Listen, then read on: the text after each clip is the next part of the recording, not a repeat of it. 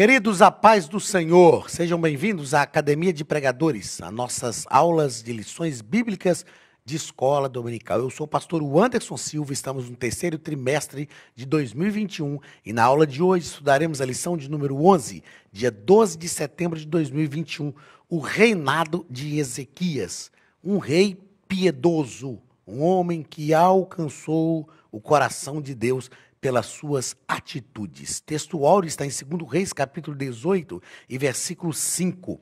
No Senhor Deus de Israel confiou, de maneira que depois dele não houve seu semelhante entre todos os reis de Judá, nem entre os que foram antes dele.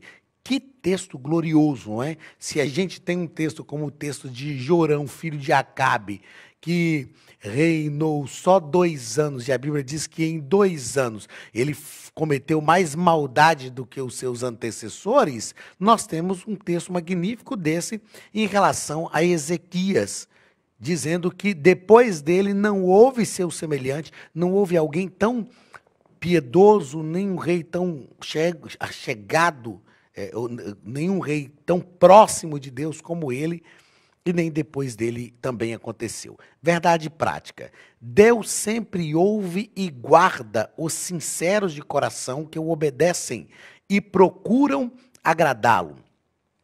Deus sempre ouve e guarda os sinceros de coração que o obedecem e procuram agradá-lo. Na verdade, aqui está repetido, né?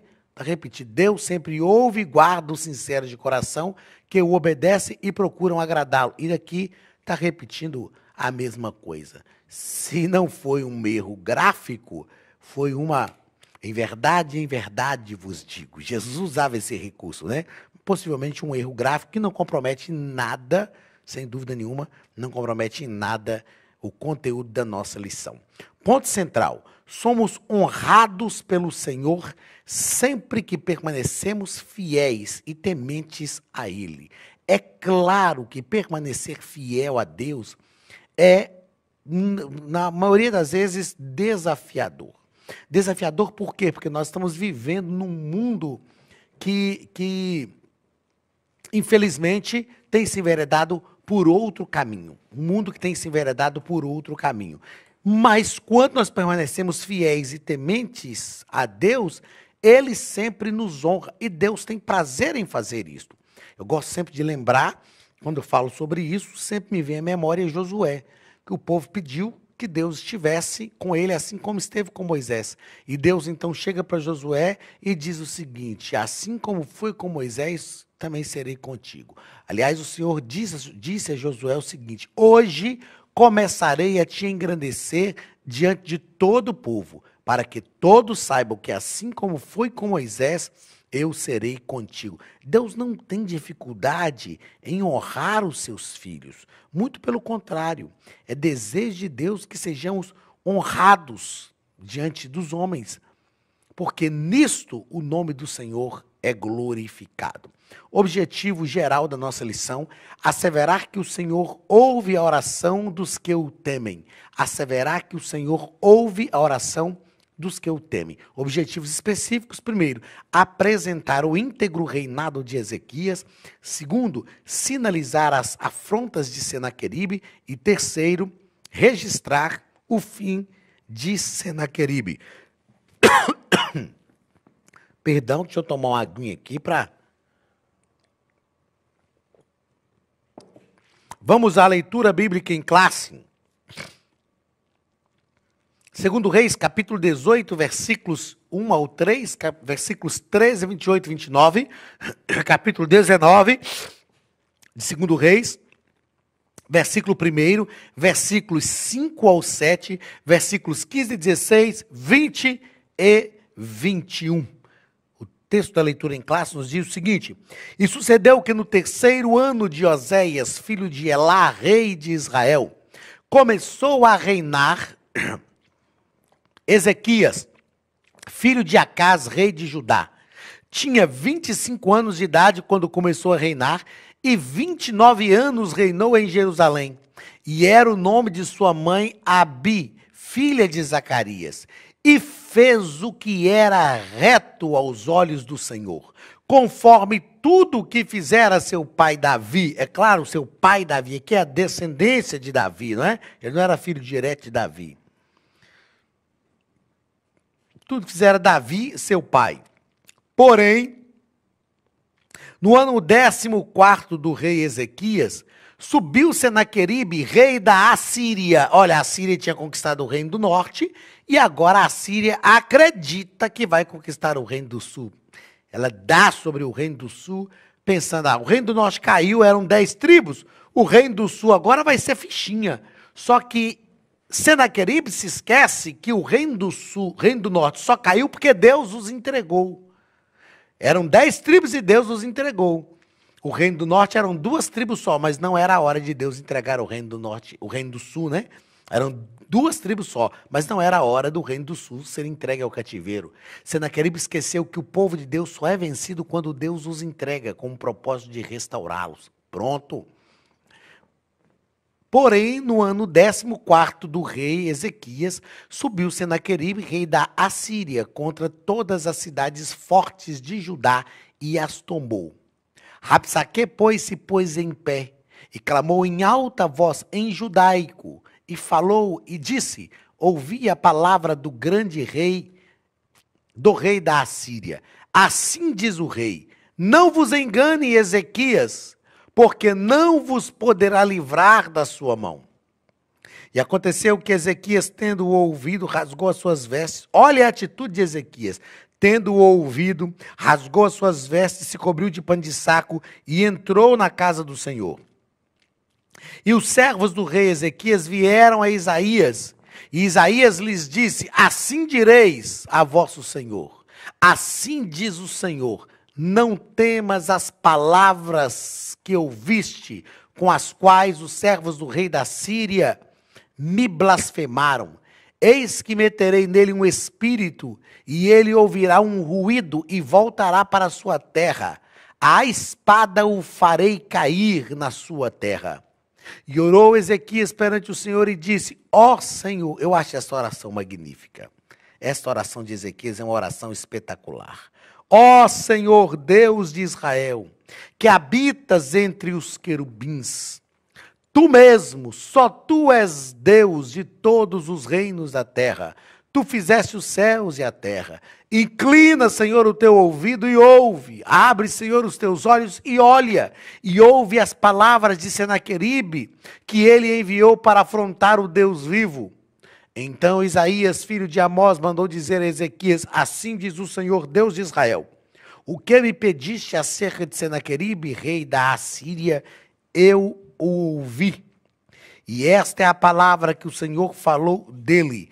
A virgem de Sião meneia a cabeça. A virgem de Sião meneia a cabeça. A virgem de Sião te despreza. De ti zomba.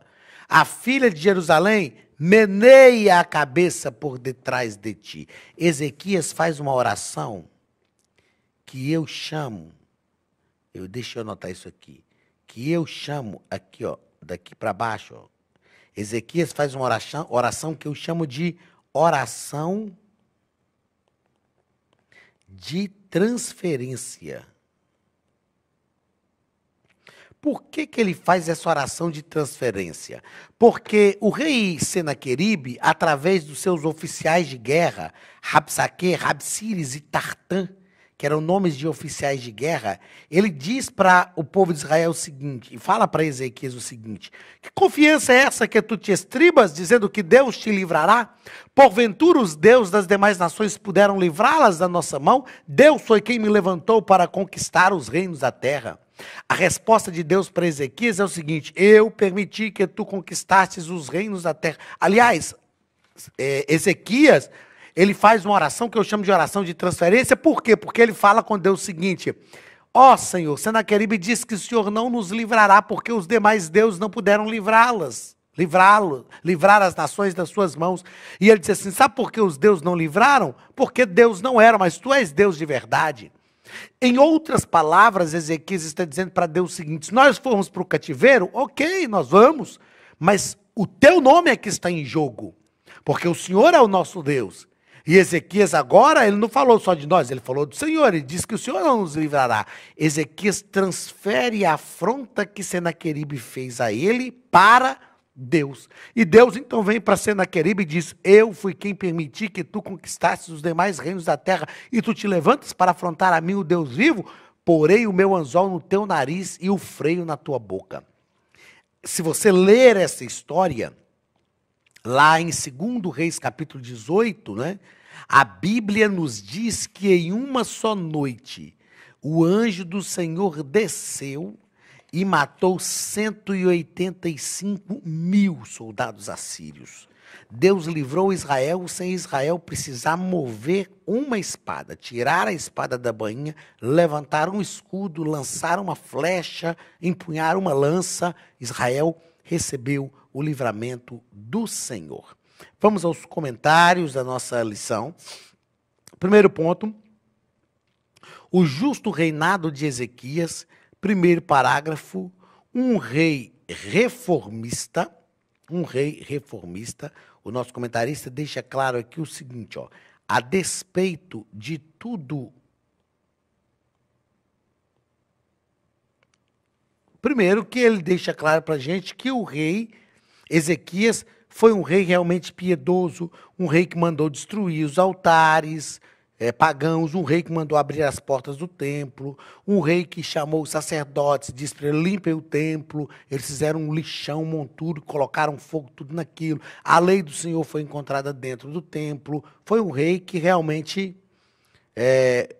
promoveu reformas importantes, reformas espirituais importantes no meio do povo de Israel. A despeito de tudo isso, o que mais se destaca nas atitudes de Ezequias é que ele se chegou ao Senhor, não se apartou de após ele e guardou os mandamentos que o Senhor tinha dado a Moisés. Ou seja, eu já disse aqui durante esse trimestre que Deus está mais interessado na nossa vida do que no nosso trabalho. Ezequias só foi um rei poderoso, piedoso e um rei que se achegou a Deus porque ele estava interessado no Senhor e não só naquilo que o Senhor podia dar. Uma coisa que eu fiz questão de escrever aqui é o seguinte, ó, as atitudes do rei para com Deus sempre refletia no povo. Nós vamos perceber que quando o rei era piedoso e tinha atitudes benéficas para com Deus, alicerçadas principalmente na sua comunhão com Deus, isso refletia em bênção para o povo. E eu fiz uma outra observação, o seguinte: uma das piores misérias para o povo é ser liderado por uma liderança fraca. Arão, por exemplo, era uma liderança fraca. Moisés estava 40 dias e 40 noites falando com Deus no monte, e o povo reclamou com Arão, e Arão fez um bezerro de ouro para o povo adorar. Liderança fraca. Não queira ser liderado por um líder fraco. Eu vou fazer questão de, como a gente faz, falar isso aqui nessa câmera fechadinha para você entender a grandiosidade disso.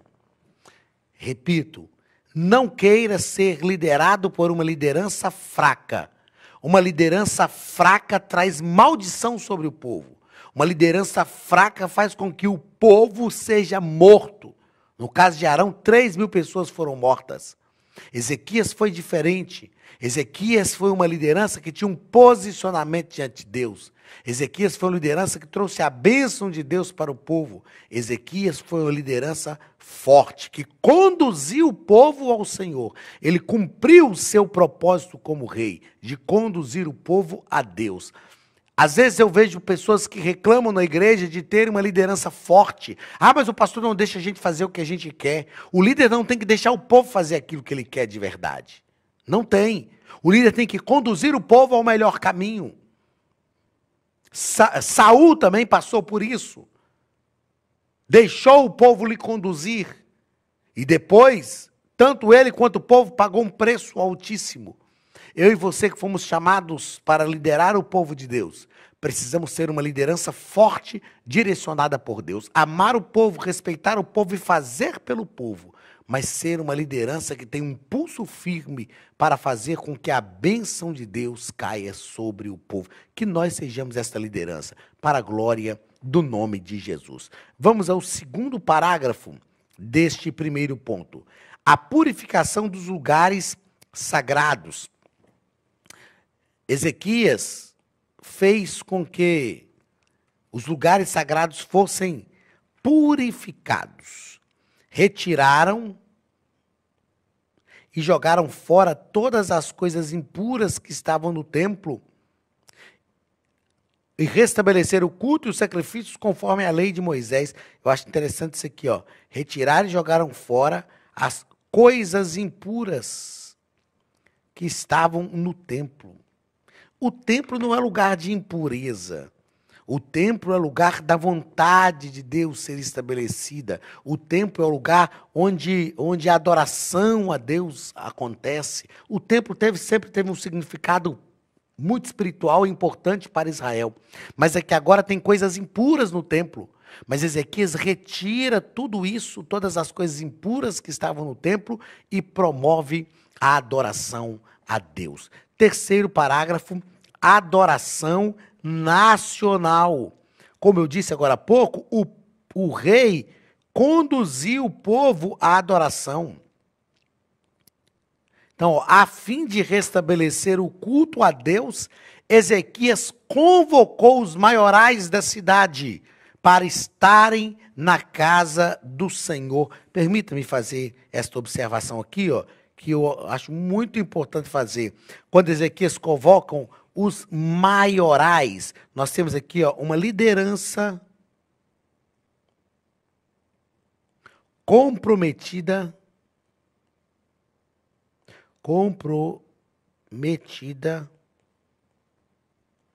com o altar. Ezequias, ele começa dando um exemplo a partir da liderança. Uma liderança comprometida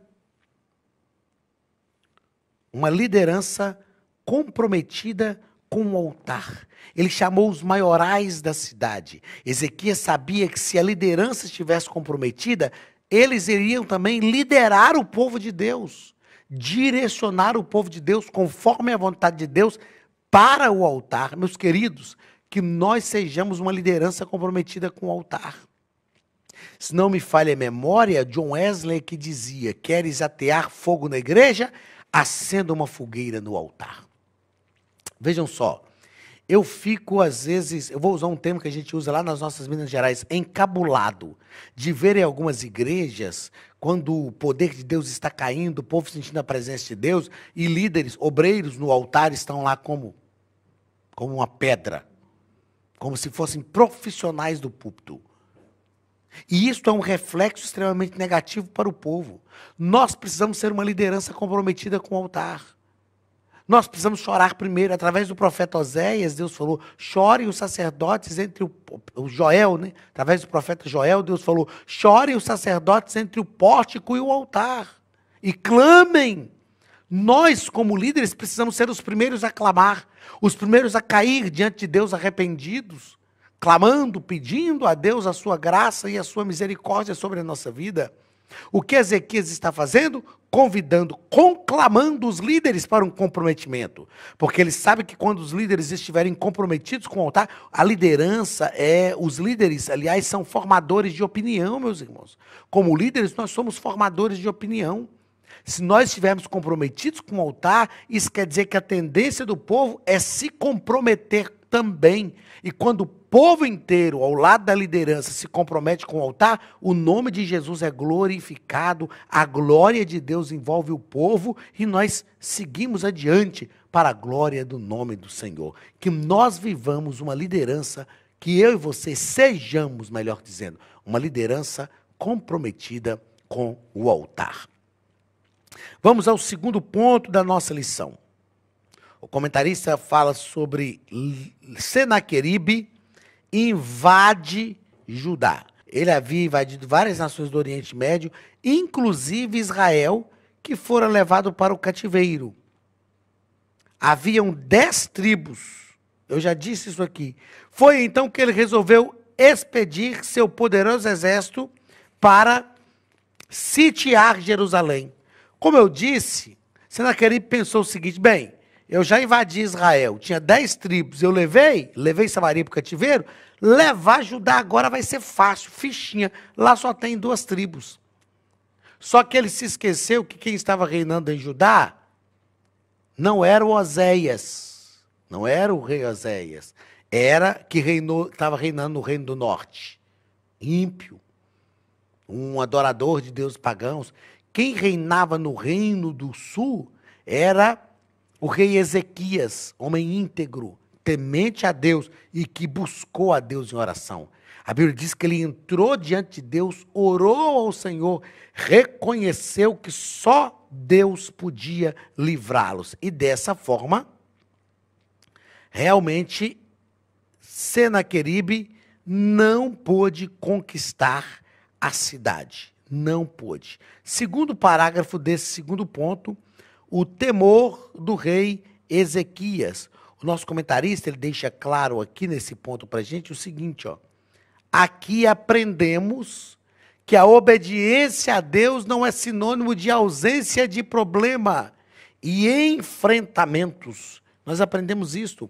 Não é porque nós obedecemos a Deus que a gente está livre, mas quando somos obedientes a Deus, Deus nos livra. Entendeu? Não é porque somos obedientes a Deus que estamos livres de sofrer problemas, dificuldades, de sofrer enfrentamentos. Mas quando permanecemos obedientes, Deus nos livra. E foi o que Deus fez. Em uma só noite, Deus matou 185.000 soldados assírios e livrou o seu povo.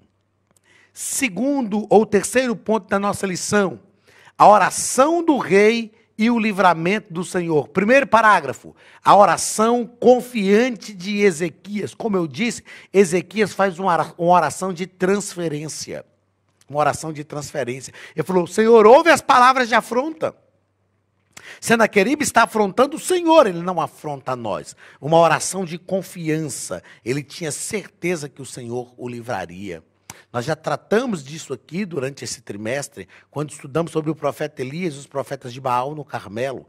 A oração de Elias foi uma oração simples, uma oração de urgência e uma oração de confiança. Nós precisamos, nesse relacionamento com Deus, confiar nele, de forma que quando nós orarmos, nós saibamos que Deus irá nos atender. Uma oração de confiança. E então, no segundo parágrafo, Deus conforta o rei Ezequias. O Senhor disse que tinha ouvido as orações do rei a respeito do atrevimento de Senaqueribe, que afrontou o próprio Deus.